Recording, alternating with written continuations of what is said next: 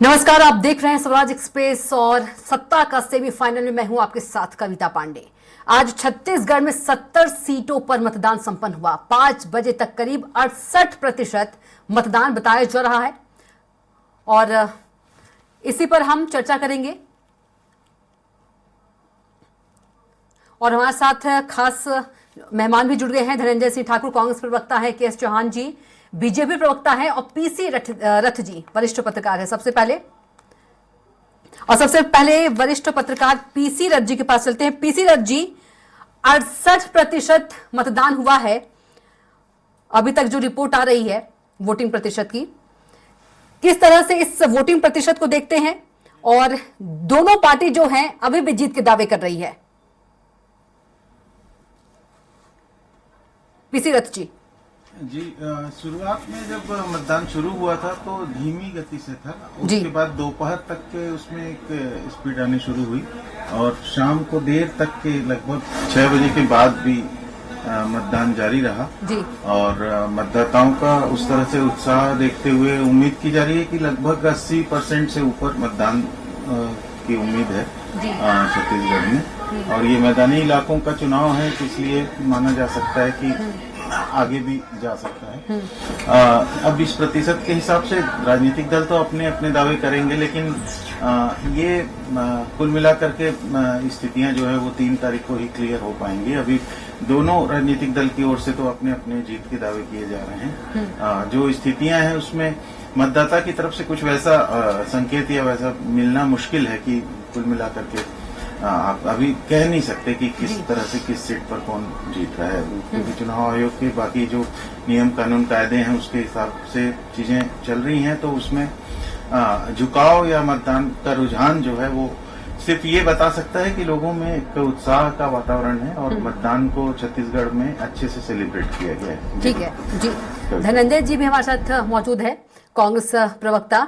धनंजय जी, रमन सिंह कह रहे हैं कि कांग्रेस सरकार के प्रति लोगों का आक्रोश बढ़ा है, जहां एक तरफ सीएम भूपेश बघेल जीत का दावा कर रहे हैं।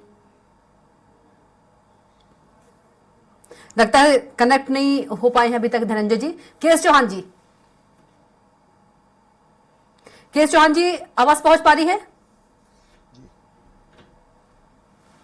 चौहान साहब, आवाज पहुंच पा रही है आप तक? जी, के एस चौहान जी, क्या आवाज आ रही है? जी, क्या कुछ कहेंगे? सीएम भूपेश बघेल एक तरफ जीत का दावा कर रहे हैं और एक तरफ जो बीजेपी वो भी दावा कर रही जीत की।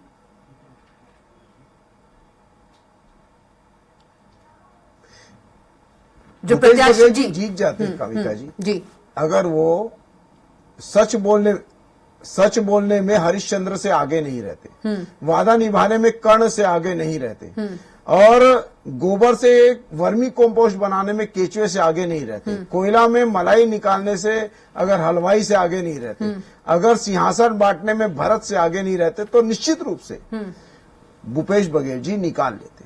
लेकिन इन्होंने हद पार कर दी, जनता को जनता नहीं समझा। आपने वादा किया और साफ साफ मुकर जाते हो। आज ही का वीडियो है, एक विद्यार्थी उनसे पूछता है कि मेरे को बताइए, भर्ती के बारे में बताइए, तो बोलता है छोड़ ना यार, भर्ती चुनाव का समय है करके।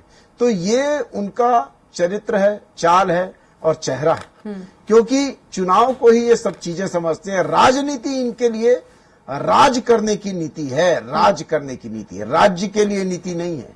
तो ये बहुत ज्यादा फर्क है। भूपेश बघेल जी अपनी कथनी और करनी में बहुत ज्यादा फर्क लाते हैं और सबसे में उनकी हार का सबूत 7 तारीख को ही मिल गया था।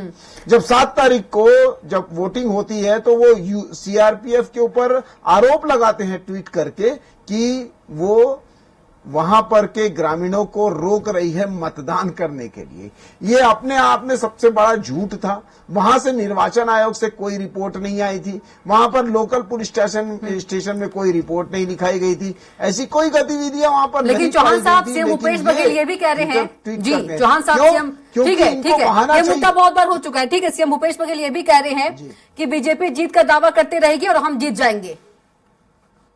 और 78 सीटें की बात की उन्होंने, जीतने जा रहे हैं, उससे कम नहीं, 78 सीटों से कम नहीं। एक बात बताइए कविता जी, 2018 से, मैं ये नहीं बोलता हूं, ये उनके उप मुख्यमंत्री बोलते हैं कि 2018 में मैनिफेस्टो हमारे जो मैनिफेस्टो था उसका 50% हाथ था हमारे को जिताने में। 50% भी नहीं, मैं 100% हाथ बोलता हूं, क्योंकि इन्होंने अपने कामों के आधार पे नहीं, अपने वादों के आधार पे जीत हासिल की है। उसके बाद 2018 के बाद भी जितने भी उपचुनाव हुए हैं, इन्होंने वहां पर वादे किए हैं, कहीं आरक्षण का वादा किया, कहीं जीरा बनाने का वादा किया, कहीं और कोई वादा किया, लेकिन काम के आधार पे उन्होंने वोट नहीं मांगी और जितने भी जिले बनाए। उसके बाद आप ये देखिए कि 7 तारीख के बाद, मेरी बात अधूरी रह गई थी कविता जी, 7 तारीख के बाद क्या होता है कि ये घटना घटती है 15,000 की। 15,000 की घोषणा आपको क्यों करनी पड़ी? क्या आपकी पहले की तैयारी नहीं थी? क्या आप पहले नहीं कर सकते थे? अगर भारतीय जनता पार्टी का मैनिफेस्टो आ भी गया था, उसके बावजूद भी आप 2 दिन के बाद मैनिफेस्टो लाते हैं और उसमें 15,000 की बात नहीं करते हैं। 7 तारीख की 20 सीटें आप निकाल देते हैं, उसके बाद भी नहीं करते। लेकिन कांग्रेस का तो ये कहना है ना, केस चौहान जी, साफ होने लगता जी, केस चौहान जी, 15,000 की बात करते कांग्रेस का तो ये कहना है ना कि दीपावली का इंतजार करते, दीपावली के दिन लक्ष्मी को उपहार देना था। और क्या घोषणा? केस चौहान जी, कांग्रेस का ये कहना है दीपावली का इंतजार करते, दीपावली का गिफ्ट था लक्ष्मियों के लिए। अच्छा एक बात बताइए, जो 20 घोषणा की कविता जी जो 20 घोषणा की इन्होंने, जो 20 घोषणा की, वो क्या लक्ष्मी नहीं थी? वो क्या उसमें क्या मतलब आर्थिक लाभ नहीं था? और उसके बाद मैं ये पूछना चाहता हूं कि जो 20 सीटें चली गई, जो 20 सीटों का जब चुनाव हो चुका है, उसके बाद आप घोषणा करते हैं, तो क्या उसमें महतारी नहीं थी? उसमें महिलाएं नहीं थी? ये इसका मतलब स्पष्ट होता है कि आपने महिलाओं के लिए नहीं, अपने लिए ये घोषणा की थी। दूसरी बात, आप जब सरगुजा में जाते हैं, सरगुजा में जाके आप 2 संभागों का आप बोलते हैं कि 2 संभाग बना देंगे, घोषणा करते हैं। क्यों करते हैं आप घोषणा? क्योंकि आपको लगता है कि हम पूरा सरगुजा हार रहे हैं। और ये मैं नहीं कहता हूं, ये टी.एस. सिंहदेव जी कहते हैं। ये बोलते हैं कि जब हम पिछली बार जाते थे तो वहां के लोग बोलते थे कि आप जाइए दूसरे क्षेत्र में, आप देखिए, लेकिन हम यहाँ पर संभाल लेंगे। लेकिन आज की स्थिति ऐसी नहीं है। उसके बाद इनको घोषणा करनी पड़ती है और घोषणा में एक पॉइंट लगा देते हैं कि सभी की सभी सीटें अगर हम जीतेंगे तब हम 2 यहां पर संभाग बनाएंगे। अरे संभाग आप बना देंगे सिर्फ कागज में, लेकिन मैं ये पूछता हूं कि 6 जिलों जिसके सिर्फ आपने संभाग बनाया है, 6 जिले जो आपने घोषणा की थी पिछले 5 सालों में, उसमें 30 से 35 करोड़ रुपए एक जिले में लगता है, जिसमें आपने 2 करोड़ रुपए फंड नहीं दिया। वो क्या था? वो सिर्फ पेपर में जिले बनाना था, वैसा जिले नहीं बनाना था। आज क्या हाल है मानपुर मोहल्ला की, आज क्या हाल है और दूसरे जिलों की, आज क्या हालत है खैरागढ़ की, वो सिर्फ कागज में है, न कि धरातल में है। ठीक है। जिले बनाने का मतलब ये नहीं होता है। और 2 संभागों की घोषणा करके आप ठीक है। तो ये सिर्फ, और जनता इस चीज को जान चुकी है। 15,000 जब उन्होंने सुना तो कविता जी उन्होंने क्या बोला कि 500 सम्मान निधि तो आप दे नहीं पाए, स्व सहायता समूह का कर्जा तो माफ कर नहीं पाए, आप 1500 विधवा पेंशन 1500 विधवा पेंशन आप नहीं दे पाए, और आप बोलते हो कि 15,000 देंगे। तो ये सब दूध का दूध और पानी का पानी हो चुका है, जनता सब जानती है जी। ठीक है, हमारे साथ सत्यप्रकाश जी भी जुड़ गए हैं। सत्यप्रकाश जी, आवाज आ रही है आपको? सत्यप्रकाश जी, आवाज आ रही है आपको? जी आ रही है। जी सत्यप्रकाश जी, रमन सिंह कह रहे हैं कि बीजेपी के बूथ पर सबसे ज्यादा लंबी कतारें लगी थी। कांग्रेस सरकार के प्रति लोगों का जो आक्रोश है वो बढ़ा है। देखिए कविता जी, मोदी जी सभी चीज में जीएसटी ले रहे हैं, सपनों पे नहीं ले रहे हैं। कॉपी पेंसिल किताब कॉपी सब पे जीएसटी है, वो सपनों पे नहीं है। ठीक है, रमन सिंह जी सपना देख रहे हैं, बीजेपी दूसरे कार्यकर्ता और नेता सपने देख रहे हैं, कोई समस्या नहीं है इसमें। रमन सिंह जी तो खुद 30,000 वोटों से हारेंगे। मैं आपको आज चैलेंज साथ आपके चैनल पे बोल रहा हूँ। और देखिए मैं एक चीज और बोलूंगा कि रमन सिंह जी को मालूम है कि उन्होंने क्या किया है। भाई अगर आप काम कर लेते, जो ये कथाकथित काम की बात करते 15 साल में, मेरे को एक रायपुर में एक होर्डिंग ऐसा दिखा दे जहां पर रमन सिंह की बड़ी सी फोटो लगाई हो और लिखा हो कि हमने 15 साल में ये काम किया है। एक फोटो बता दीजिए। मोदी जी को बड़े बड़े चेहरे टांग दिए और मोदी जी की 9 साल की कथाकथित बातों, विकास की बातें छाप दिए। अपने घोषणा पत्र एक छाप दिए, मगर रमन सिंह जी का ही छपे ना, रमन सिंह जी की विकास की कथा, जो विकास की बात करते वो नहीं छपे। एंटी तो इनकम्बेंसी उनको कह मालूम है कि सकते हमने हैं क्या इसे? किया है। एंटी इनकम्बेंसी उन्होंने क्या किया है सबको मालूम है ना। देखिए 15 साल में आप बात करिए, आदिवासी के ऊपर गोलियां चलवाई, जेलों में डाले, आदिवासी जमीन हड़प के दिए, किसानों को बोला 2100 देंगे नहीं दिया, छात्रों को बोला था 2003 में बोला था 500 देंगे नहीं दिया, आदिवासी गाय देने की बात की थी, आदिवासी को सरकारी नौकरी देने की बात की थी भाई, और आदिवासी को चप्पल बांटने में तो 5 और 7 में पकड़ा देते थे, घोटाले। लेकिन बीजेपी तो बोल रही है 500 नहीं दे पाए महीना, बीजेपी तो कह रही है जो 500 नहीं दे पाए 15,000 क्या देंगे। देखिए बीजेपी हमने आया घोषणा पत्र 500 नहीं था पहली बात। दूसरी बात है कि इन्होंने जो काम किया है वो महिलाओं का अपमान जितना बड़ा हुआ है। देखिए उनसे नंबर ले रहे हैं, फॉर्म भरवा रहे हैं, नंबर ले आधा नंबर उसका डस्टबिन में डाल दे रहे हैं। मतलब महिलाओं की प्राइवेसी के साथ इतना बड़ा छेड़छाड़ हो रहा है। अब बताइए कल होकर कोई गलत हो जाए, ऊंच नीच हो जाए, उसकी जिम्मेवारी बीजेपी लेगी, इनके कार्यकर्ता लेंगे, ये बताए। तो ये महिलाओं को मालूम है कि हमारे साथ क्या हो रहा है, क्या करने की कोशिश बीजेपी कर रही है, नंबर लेके लोगों में बांटने की कोशिश की जा रही है। ये बहुत बड़ा स्कैम हो रहा है, ये स्कैम मैं बोलूंगा। उनको मालूम है कि यहाँ पे जो भूपेश बघेल जी ने बोला वो फॉर्म नहीं भरवाया जा रहा है। देखिए आज के जमाने में फॉर्म भरने की बात कर रहे हैं, जब आपको अकाउंट में सीधा पैसा आएगा। तो ये महिलाओं को मालूम है कि उनके साथ पहले 15 साल इनको सिर्फ छला गया, ठगा गया, और अभी फिर एक नया ड्रामा लेके आए थे फॉर्म भरवाने का, वो भी सब पट्टी खुल गई है।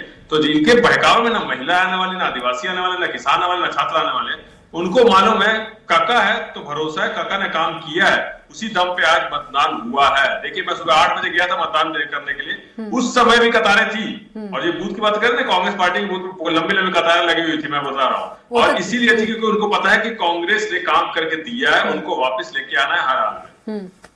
ठीक है, पीसी रथ जी के पास चलेंगे। पीसी रथ जी, किस तरह से देखते हैं वोटिंग परसेंटेज को? और यदि रमन सिंह की बात करें, सीएम भूपेश बघेल से लेकर कांग्रेस प्रवक्ता सभी का यही कहना है कि रमन सिंह जो है चुनाव हार रहे हैं।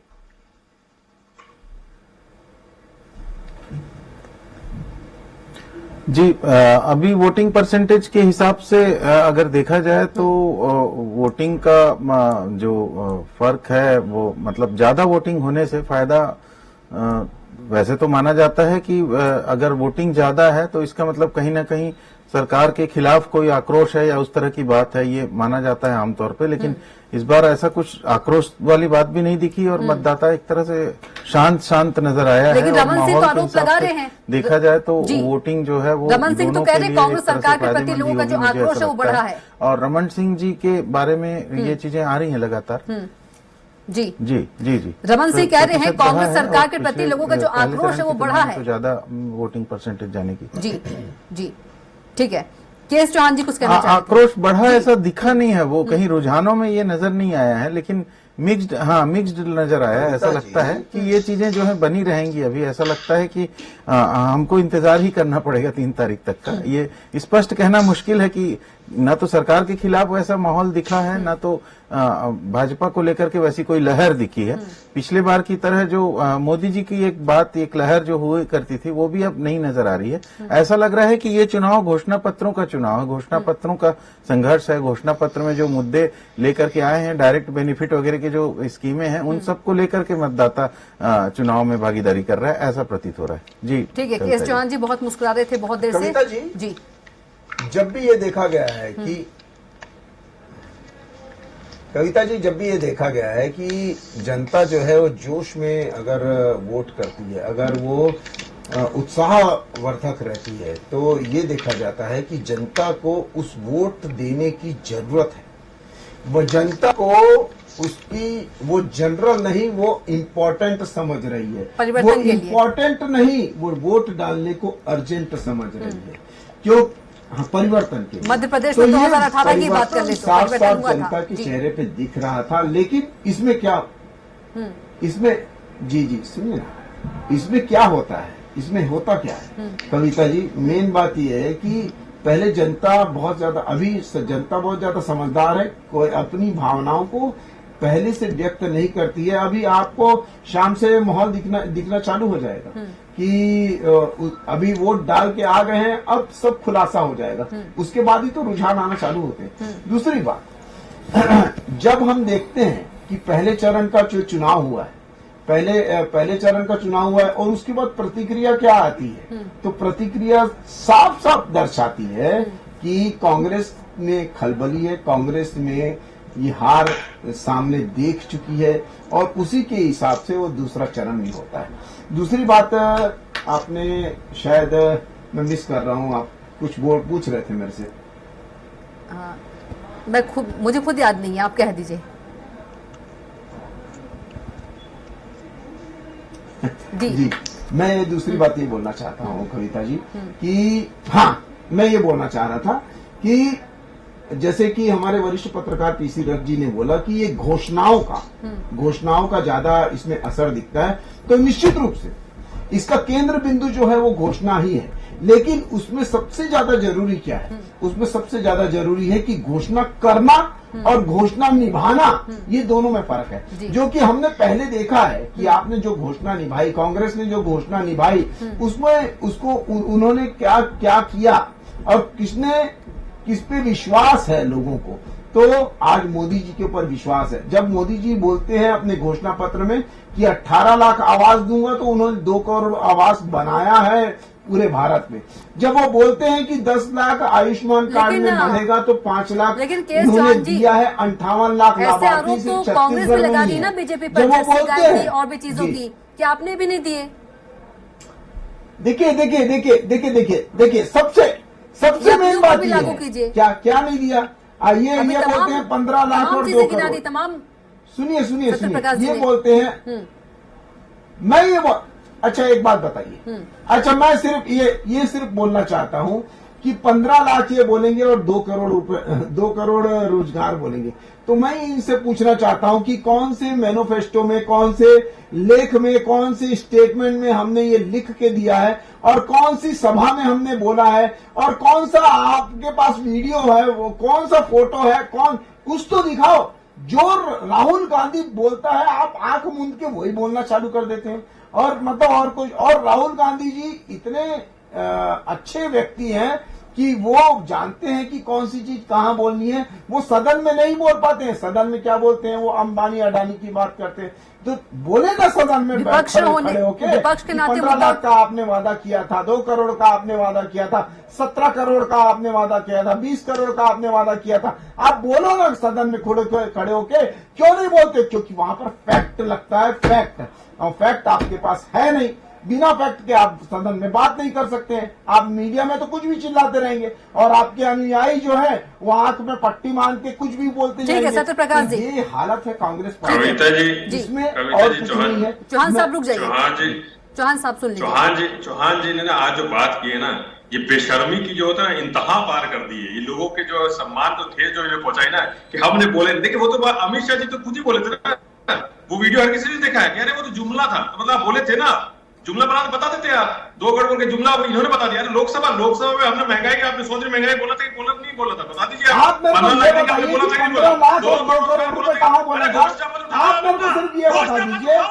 15 लाख और 2 करोड़ कहां बोला? बताइए, सुन लीजिए चौहान साहब, सुन लीजिए, जवाब दे रहे, सुन लीजिए आप। सुनिए आप चौहान साहब, आपकी बारी नहीं, सुन लीजिए, जवाब सुन लीजिए। बोल रहे थे, मैं नहीं बोल रहा था जी। ऐसी डिबेट नहीं होती है जी। चौहान साहब जवाब सुनिए। इनको तकलीफ यही हो जाती है जब सच्चाई। ठीक है, आप बोलिए, सत्यप्रकाश जी बोलिए, आप बोलिए। 2 करोड़ रोजगार बोला कि नहीं बोला था? बताए ना। आपको घोषणा पर उठा के देखा 2014 का, उसमें लिखा है कि नहीं लिखा है? आके फाड़ के देख रहे हैं उसके अंदर। आपने बोला था कि नहीं बोला था? 100 में महंगाई कम करके नहीं बोला था, नहीं बोला था? अरे अब बेशक अब झूठ की इंतहा कर दोगे तो उसमें क्या कर सकते हैं आप? मोदी जी से लेके आपसे लेके हर कोई तो झूठ पे खड़ा है आपके ब्रेक आदत। आप सिर्फ झूठ के अलावा बोलना क्या आता है आपको? ना कुछ काम करना आता है आपको। घोषणा पत्र यहाँ की बात कर लेता हूँ। आदिवासी परिवार गाय देने की बात थी कि नहीं थी? ये तो घोषणा पत्र में था। आदिवासी परिवार को सरकारी नौकरी देने की बात थी कि नहीं थी? 2003 में घोषणा पत्र में 500 रुपए बेरोजगारी भत्ता देने की बात थी कि नहीं थी? ये बताए ना, क्या आप बात कर रहे हैं? सिर्फ झूठ। अरे इसी से जनता त्रस्त आपको 14 में भेजी थी, इस बार 4 में जाने के लिए तैयार रही है आप। इतनी बेशर्मी तेरा आप बात कर रहे हैं ना, कि जनता आपको बेशर्मी को देख के ना अपने आप को गिलानी महसूस कर रही है कि हमने 2014 में मोदी जी को क्यों बिठाया था। 2018 में आपको जो फेंका था ना, वो अपने फक्र महसूस कर रही होगी कि हमने 2018 में इनको लात मारी थी और इस बार आप इतनी बुरी तरह लात मारेंगे कि 4 पे जाएंगे। याद रखिएगा, जनता की जो है ना आवाज वो बहुत खतरनाक होती है। एक बार आप खा चुके हैं, दूसरी बार के लिए तैयार रहिए आप। देखिए मैं वही बोलूं कविता जी, झूठ हमने जो बोला वो करके दिखाया। इनको तकलीफ वही हो रही है कि जनता इनको विपक्ष में रहते हुए नाते भी इनको समर्थन नहीं मिला इनको, क्योंकि इन्होंने काम ऐसे किए ना। ठीक है, पीसी रथ जी के पास इसकी वजह से इनको दिक्कत हो रही है। आएंगे आपके पास, पीसी रथ जी के पास चलेंगे। पीसी रथ जी, यदि वोटिंग प्रतिशत की बात करें, नक्सली एरिया की बात करें, नक्सली के धमकियों के बाद भी यदि बात करें, वोटिंग प्रतिशत बहुत अच्छी रही नक्सली एरिया में भी।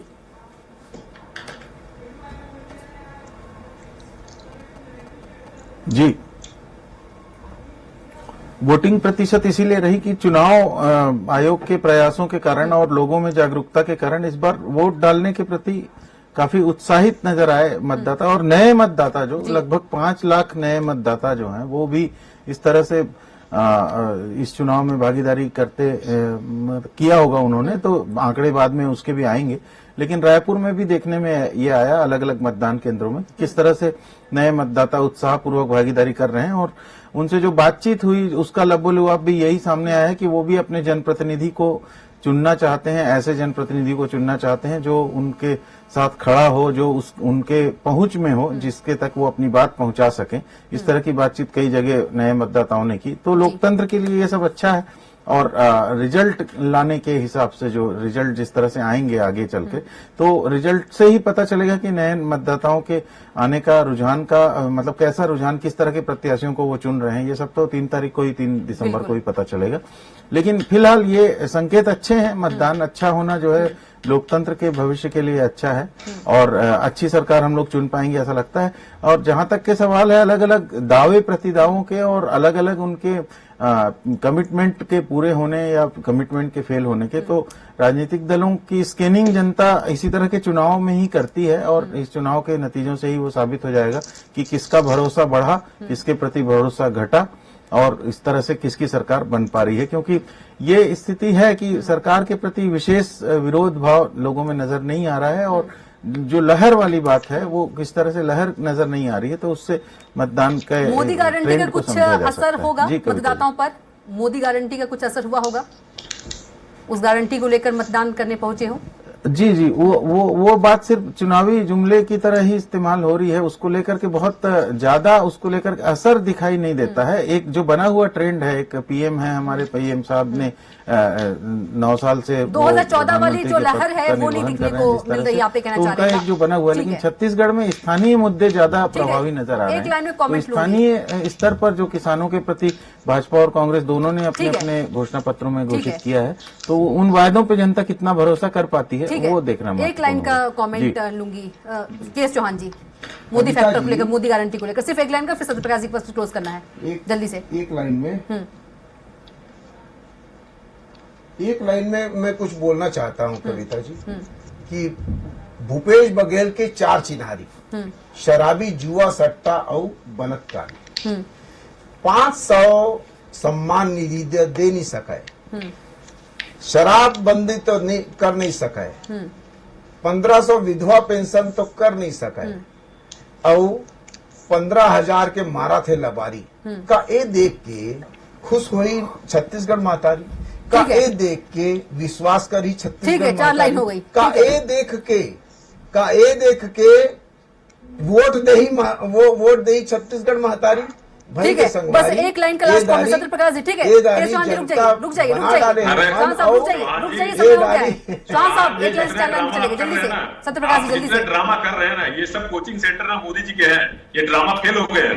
ये आप कितना कर लीजिए, महतारी को जो मिलना वो मिल चुका है, पिछले 5 साल हम देंगे, अब आने वाले 5 साल में किसानों को जो मिला तो मिल गया, अब हम देंगे। अब जो विश्वास जिताइए ना भूपेश बघेल पे है, मोदी की गारंटी, खुद की गारंटी अब नहीं है, इतने झूठ वो बोल के बैठे हुए हैं। तो एक ही बात बोलूंगा, भूपेश है तो भरोसा, उसी पे जनता ने भरोसा किया तो फिर से लगे।